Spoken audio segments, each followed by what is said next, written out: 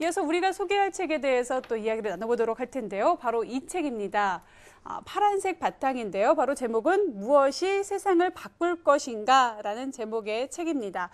그리고 관동의대 융합의학과 정지훈 교수가 쓴 책인데 부제를 보시면요. 이제 세상에 없는 미래가 온다라는 다소 좀 무섭게도 느껴지는 부제가 담겨 있는 것 같습니다. 어떤 책인지 먼저 간략하게 살펴보고 이어서 책 읽어주는 여자를 통해서 한번 들어보도록 하겠습니다. 전반적으로 어떤 내용을 담고 있는 건가요? 네, 이 정지훈 교수의 일단 주목을 해봐야 될 것 같은데요. 정지훈 교수는 의사입니다. 그리고 IT 융합 전문가라고 알려져 있고요. 또 얼마 전부터는 이 미래학자로 변신을 해서 대한민국 IT 업계 그리고 또 비즈니스의 미래에 대해서 이야기를 하고 있습니다.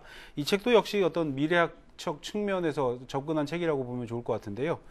정지훈 교수가 구시대적인 비즈니스 모델에서 탈피해서 다가올 미래를 주도할 그런 이슈들을 통찰력 있게 제시하고 있습니다. 시간과 공간을 넘어서 새롭게 탄생할 미래 중심에 서기 위한 어떤 기업의 조건들은 무엇인지, 그리고 암울한 미래의 노동시장에서 살아남는 방법은 무엇인지, 마지막으로 어떤 세계 경제와 사회를 이끌어 나갈 패러다임은 무엇인지 이 책을 통해서 날카롭게 어떤 통찰력을 제시하고 있는데요. 작은 아이디어로 커다란 그 변화를 일으킨 창조적인 기업들, 예를 들면 집카를 들 수 있고요.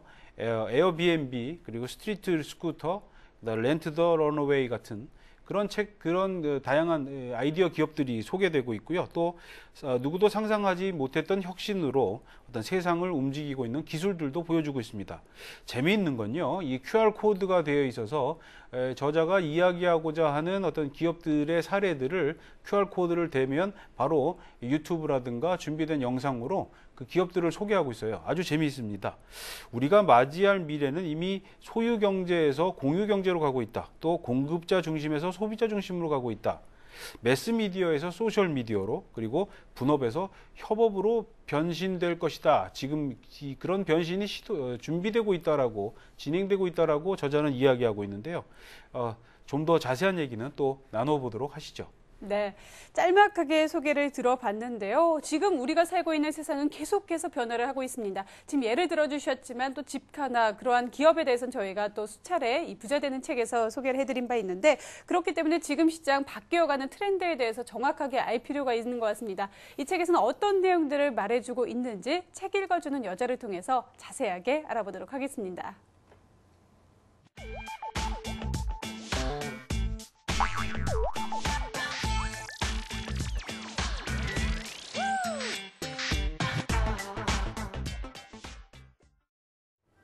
안녕하세요. 책 읽어주는 여자 양한나입니다. 오늘 여러분께서 저와 함께 만나보실 책은 무엇이 세상을 바꿀 것인가 라는 제목의 책인데요. 조금 전에 평론가분께서 살짝 언급을 하셨듯이 어떻게 경제가 소유가 아니라 공유의 개념이 될 수 있는지, 자본주의가 분산될 수 있는지, 이익을 독점하지 않고 어떻게 나누는 모델이 될 수 있는지 궁금하시죠? 이 책은 최근 2, 3년 안에 일어난 혁신 사례들을 총망라한 책이라고 합니다. 따라서 읽고 나면 세상을 보는 눈이 조금 달라질 수 있다고 하는데요. 저와 함께 본문 내용 살펴보도록 하겠습니다. 오늘의 첫 번째 본문에서는 인간을 중심에 둔 공유 경제의 진화에 대해서 알아보겠습니다. 케이스가 레볼루션을 통해 처음 투자한 익스클루시브 리조트는 매우 단순한 계산을 바탕으로 이루어진 기업이다. 한때 미국에서는 별장 구매 열풍이 불었다. 그런데 별장을 소유하려면 부동산 자체 구매 외에도 건물을 유지하는 데 엄청난 비용이 들었다. 휴가지에 고급 별장을 짓기 위해서는 매년 대출금과 보험, 그리고 관리 비용을 합해 10만 달러 이상이 소요됐다. 그럼에도 별장이라는 특성상 구매자가 이곳에서 보내는 시간은 평균적으로 1년에 17일에 불과했다. 이는 하루에 6,000달러를 내고 별장을 이용하는 것과 같으며 최고급 호텔 스위트룸에서 지내는 것보다도 많은 비용이다. 여기에서 아이디어를 얻은 케이스는 비어있는 날이 많은 세계 곳곳의 별장을 모아 대여하는 사업을 시작했다. 익스클루시브 리조트는 고객에게 활용도가 낮은 고급 콘도와 별장을 제공하는 것을 목표로 한다. 건물 소유주로서는 1년에 한두 번 쓸 별장에 큰 돈을 들여 관리할 필요가 없고 수익도 발생하니 이득이었다. 케이스가 인수한 이후 이 기업의 자산 가치는 10억 달러에 이르면서 3년 만에 100배나 증가했다. 이 책의 25에서 26페이지에 있는 내용이었습니다. 첫 번째 본문에서는 공유 경제에 대한 내용을 다뤄봤는데요. 1년에 몇 번 이용하지도 않는데 많은 비용과 공을 들여야 하는 별장의 특성을 이용한 한 기업에 대한 이야기 만나보셨습니다. 이렇게 생각을 조금만 바꾸면 적은 돈으로 많은 사람들이 효율적으로 소비를 할 수가 있는 것인데요. 이렇게 경제가 소유의 개념이 아닌 공공의 개념으로 바뀌어가고 있구나라는 생각이 드네요. 자, 그럼 두 번째 본문 만나보도록 하겠습니다. 이번 본문에서는 미래를 이끌어갈 새로운 세대, C세대에 대해서 알아봅니다. 1995년 이후 태어난 세대는 Z세대라고도 한다. X세대부터 하나씩 알파벳이 늘어났기에 붙여진 명칭이다. 필자는 개인적으로 이들을 C세대라고 부른다. 이는 연결을 의미하는 커넥티드에서 따온 것으로 위키노믹스의 저자 돈 탭스콧은 네트워크에서 N을 따서 N세대라고 부르기도 했다. 이 세대는 2020년 이후부터 전 세계의 사회적 영향력을 크게 확대할 것이다. 베비붐 세대를 비롯한 앞 세대에서 완전히 소진한 자원과 번영 위에서 새로운 활력을 끌어와야 하는 재창조 세대라고 할 수 있다. C세대는 인터넷이 등장한 이후에 태어난 세대로 모든 것이 연결되어 있다는 개념에 매우 익숙하다.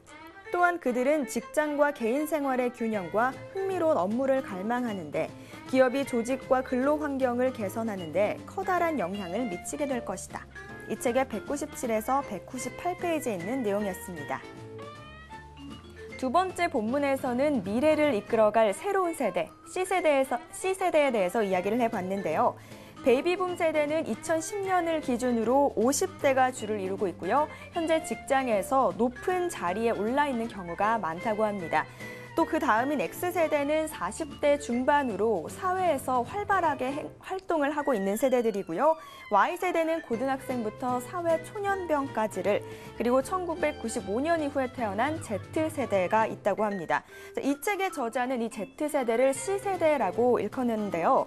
저자는 C세대가 그리는 미래에 대한 그림은 우리의 미래가 될 수 있기 때문에 중요하게 눈여겨봐야 한다고 이야기를 하고 있습니다. 자, 흔히들 역사는 도도히 흐르는 강물과도 같다라고 하는데요. 모든 강물에는 꺾이는 자리가 있기 마련입니다. 지금 저자는 우리의 역사가 꺾이는 강물의 자리에 있다고 하는데요. 강물의 흐름을 읽고 그에 순응하는 뱃사공의 눈을 갖고 싶으신 분들께서는 이 책 만나보시면 좋을 것 같네요. 지금까지 책 읽어주는 여자 양한나였습니다.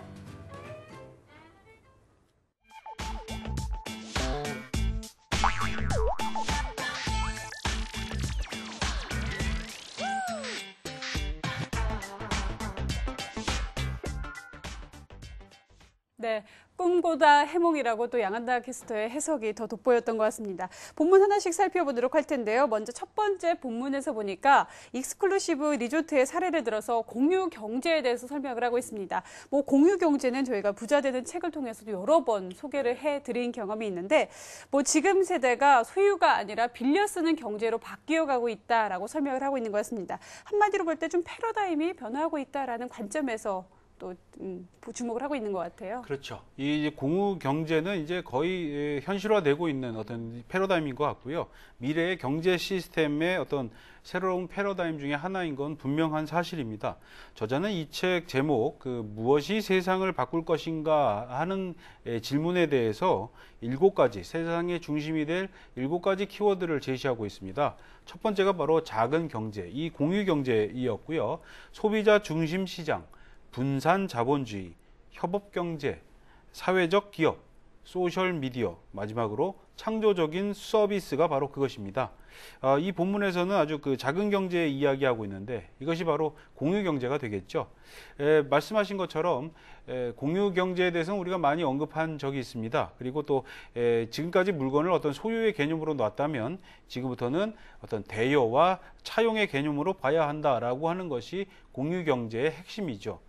자원 고갈 측면에서도 그렇고 환경 오염 측면, 그리고 또 빈부 간의 격차 갈수록 심화되고 있는 이러한 사회적, 자연적 문제점들을 생각만으로 바꿔서 우리가 해결할 수 있는 것이 바로 이 공유 경제가 아닌가 싶은데요. 지금까지는 집카를 중심으로 인해서 우리가 이야기를 했었는데 이 책에서는 어떤 부동산, 숙박에 관련돼서 이야기를 하고 있습니다. 앞서 얘기한 그 익스클루시브 리조트의 경우에는 별장을 빌려주는 건데요. 또 하나가 바로 에어비앤비라고 하는 게 있습니다. 에어비앤비라는 업체는 뉴욕의 심각한 그 숙박 문제를 해결하고 또 나날이 늘어나는 여행객들에게 좋은 그 어떤 대안을 제공하고자 목표로 세운 기업입니다. 자신이 사는 집이나 비어있는 방을 사람들에게 빌려주고 돈을 받는 그런 사업 모델인데요. 초기에는 집에 대한 파손이라든가 도둑, 그리고 어떤 안정성 문제 등이 있어갖고 조금 어려운 점이 있었다고 합니다. 근데 점차적으로 많이 개선이 돼서 지금 현재는 192개 국가에서 10만 개가 넘는 집과 방을 빌려주고 있고요. 또 2011년 매출액이 5억 달러라고 합니다. 수수료가 15%인 것을 감안하면 대단한 비즈니스 규모가 아닐 수 없습니다. 국내에서는 자신의 오피스텔이라든가 어떤 그 콘도라든가 이런 것들을 빌려주고 돈을 받는 일이 아마 불법일 겁니다. 아직도 그 소유 경제의 개념에서 벗어나지 못한 때문일 것 같은데요. 최근에 있었던 여수 엑스포를 비롯해서 매년 여름에 그 해수욕장을 가보면 휴가철 숙박할 곳이 없어서 곤란을 겪고 있는 이 피서객들이 많습니다. 그리고 관광객들도 많은데요. 또 지금 현재 그 중국이라든가 일본의 관광객들을 호텔들이 수요를 충족하지 못해서 고민하고 있다고 하는데요. 이런 대안으로 한번 고민해 보는 건 어떨까 하는 생각이 듭니다. 네, 아직까지 우리나라는 이 쉐어링 문화에 대해서 익숙하지가 않은 것 같은데 하지만 또 세계 트렌드가 이렇게 가고 있기 때문에 언젠가는 또 우리나라도 이러한 문화들을 받아들이지 않을까 그런 생각이 듭니다. 본문을 살펴보면서 여러분들도 사업에 대한 아이템에 대한 관심이 있으신 분들 한 번쯤 또 보시면 좋을 것 같습니다. 큰 비즈니스 기회가 될 수 있을 것 같아요. 네, 그럴 것 같습니다. 이어서 두 번째 본문을 한번 살펴보도록 할 텐데 이 미래를 이끌어 나갈 새로운 세대에 대해서 C세대라고 명명을 하고 있습니다. 저자는 연결을 강조해서 C세대다라고 이야기를 하고 있는데 2020년부터 미래를 이끌어갈 이들의 특징 어떤 것들이 있을까요? 2020년대라고 하면은 아직은 한 7년 정도 남은 것 같은데요. 네, 예. 그렇죠. 이들은 뭐 인터넷과 컴퓨터가 무척이나 자연스러운 세대입니다. 우리가 태어나서 어떤 전기가 있었기 때문에 자연스레 이 세상에 벌써 전기가 있었던 것 같은데요. 우리는 그러면서 인터넷과 어떤 그 컴퓨터를 접하지 않았습니까? 하지만 이 세대들 역시 태어나면서부터 컴퓨터가 있었고 인터넷이 있었습니다. 커넥티드, 연결된 세상, 전 세계가 지구촌으로 하나 연결되어 있는 세상을 익숙히 알고 있는 이 세대들이기 때문에 특히 이 게임과 웹 서핑에 익숙한 이 세대들이 만들어지는 그 비즈니스는 어마어마할 겁니다. 전 세계 사람들과 채팅을 하고 또 게임을 하고 의견을 나누고 또 스카이프 등의 어떤 영상 통화를 통해서 어떤 사람들과 대화하는 것이 자연스러운 세상, 이 세대들이 공유를 적극적으로 활용하는 세대가 될 것이다. 저자는 그렇게 얘기하고 있는데요. 내가 많이 줄수록 많이 받고 내가 많이 공유를 제공할수록 또 공유받을 수 있다라고 하는 그런 생각들이 이 세대들이 가진 생각이라고 합니다. 미래를 준비한다면 우리는 이 C세대에 주목을 해봐야 될 것 같은데요. 그들을 만족시키는 디바이스와 콘텐츠를 제공할 수 있을 때 2020년 이후에 기업들이 살아나갈 수 있는 방법이 아닐까 그런 생각이 듭니다. 네, 사업들이 또 존속하기 위해서는 지금 시장의 트렌드를 잘 읽어나갈 필요가 있겠죠. 그렇기 때문에 시세에 대한 관심도 필요할 것 같습니다. 그러면요, 마지막으로 이 책의 저자인 정지훈 교수님과 전화 연결을 통해서 몇 가지 이야기들 들어보도록 하겠습니다. 교수님 안녕하세요. 네, 안녕하세요. 네, 무엇이 세상을 바꿀 것인가 라는 제목의 책을 쓰셨는데 이 책을 쓰시게 된 동기 한번 좀 소개해 주시죠. 네, 뭐 제일 중요하게 본 것은 요즘 IT 기술을 중심으로 한 디지털 기술을 누구나 다 쓰고 있는데요. 실제로 이것이 단순히 기술만의 문제가 아니고 그 디지털과 IT 기술을 쓰는 사람들이 가지고 있는 철학이 있습니다. 이 철학이 처음에는 일부 뭐 소프트웨어 개발자들이라든지 또는 뭐 굉장히 좀 나이브하다고 표현하죠. 뭐 이런 그 문서 쓰는 사람들이나 이런 사람들을 중심으로 굉장히 확대가 됐었는데 최근에 보면은 그런 철학이 우리 사회 전반에 영향을 미치면서 특히 세대 간 격차도 굉장히 많이 나고 있거든요. 그래서 이런 변화의 양상이 결국에는 뭐 제3차 산업혁명에 거의 버금가는 그런 어떤 변화를 끌어낼 것이다라는 생각에 들어가지고요. 그런 것들을 좀 더 체계화하면서 소개하려고 했습니다. 네. 그런데 이제 본문 내용을 보면요. 이 소비자와 네. 생산자 사이의 균형을 언급을 하셨어요. 그러면서 네네. 이제 푸시 마케팅에서 풀 마케팅 쪽으로 흐름이 바뀌어가고 있다라고 설명을 하셨는데 어떤 네네. 내용인지 좀 설명 좀 부탁드릴게요. 네, 뭐 여러 가지 내용이 있지만 푸시하고 풀 모델 같은 경우에는 푸시는 밀어낸다라는 뜻이거든요.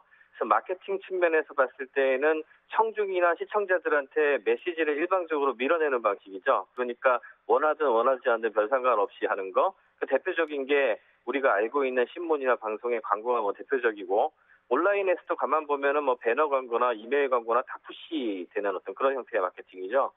그에 비해서 풀 마케팅은 뭐냐 하면 이제 고객들이 그것보다 훨씬 적극적인 역할을 하는 경우입니다. 그래서 특히 이제 브랜드를 구축할 때 많이 이용이 되는데 다양한 방식으로 메시지의 매력을 높여서 타겟팅 고객층이 이렇게 끌어당겨지는 거죠. 뭐 강의라든지 미디어 인터뷰, 뭐 구전 마케팅, 소셜 이런 것들이 이런 풀 마케팅에 굉장히 많이 이용이 되고요. 이렇게 되면은 이제 메시지를 뭐 주입시킨다기보다는 자연스러운 커뮤니티 형성을 통한 그들의 파워를 갖다 이용하는 방식으로 바뀌는 거죠. 네. 과거에는 좀 일방적으로 주입시키는 그러한 개념을 갖고 있었다면 이번에는 이제 소통을 통해서 또 그러한 트렌드로 바뀌어가고 있다라고 말씀을 하셨습니다. 그런데 이 무엇이 세상을 바꿀 것인가 저희가 좀 살펴보고 있는데 저희 방송이요. 또 주식 투자를 많이 하시는 분들 시청을 하고 계시거든요. 네. 주식 투자자분들이 이 책을 보면서 좀 주목해야 될 부분들 또 놓치지 말아야 될 포인트가 있다라면 좀 소개를 해주시죠. 제일 중요한 거는 주식이라는 것도 결국 이제 기업의 가치를 중심으로 결정될 수밖에 없는데요. 기업의 가치를 결정할 땐 특히 그 미래 가치를 바라보는 게 굉장히 중요합니다. 그래서 미래 가치가 어떤 방향으로 움직이는가 그런 거에 대한 세상의 트렌드를 제대로 보지 못한다면 어떤 기업이 어떻게 상승할 수 있는지 모르죠. 그 중에서도 요즘 굉장히 많이 이야기가 되고 있는 게 소셜 캐피탈이라는 얘기를 굉장히 많이 합니다. 그거는 단순히 제품이나 기술이나 자산이 높다고 해서 확보되는 것이 아니라 기업의 브랜드 그리고 그들을 지지하는 사람들과 소통하는 어떤 그런 자세하고 그들의 커뮤니티의 힘이 강하면 강할수록 그 기업이 영속할 가능성이 높아지거든요. 그래서 이런 부분들을 잘 생각을 해서 기업의 본질적인 가치가 무엇인지 다시 고민해 보신다면 중장기적인 부분에 있어가지고 좋은 회사들을 고르는 데 도움이 되실지 않을까 생각합니다. 네, 이 주식 투자의 숙제라고 하면 또 미래를 읽어내는 힘이 아닐까 싶은데 또 이 책을 통해서 함께한다면 트렌드를 읽어나가는 데 큰 도움이 될 것 같습니다. 오늘 정지훈 교수와 함께 무엇이 세상을 바꿀 것인가에 대해서 이야기를 나눠봤습니다. 교수님 말씀 고맙습니다. 네, 감사합니다. 네, 이렇게 해서 책에 대해서 살펴봤는데요. 그럼 평론가님을 통해서 좀 어떻게 인터뷰를 들으셨는지 짤막하게 좀 들어볼게요. 네, 기업을 하나의 그 어떤 객체로 놓는 것이 아니라 법인으로 놓는 것이 아니라 소비자와 관련된 기업, 즉 소비자가 기업들을 얼마나 사랑하는가 그것이 기업의 어떤 미래 가치를 좌우한다라고 볼 수 있는데요. 우리가 뭐 애플바라든가 뭐 이런 얘기를 하고 있지 않습니까? 기업이 하나의 어떤 우상이 되고 있는 그런 사례들이 많은데요. 그런 기업들이 아마 미래를 이끌어 나갈, 또 미래의 어떤 투자 가치로 충분한 회사가 아닐까. 그렇다면 현재의 어떤 우리의 종목으로 있는 기업들이 과연 소비자들을 그렇게 매력 있게 만들 수 있는 기업이 되려면 어떻게 해야 될까? 이 책을 통해서 한번 고민을 해봐야 될 것 같다는 생각이 듭니다. 네, 알겠습니다. 오늘 부자가 되는 책은요, 또 김은섭 도서평론가와 함께하면서 여러 가지 책들에 대한 이야기들 나눠봤습니다. 평론가님 말씀 고맙습니다. 네, 감사합니다. 네.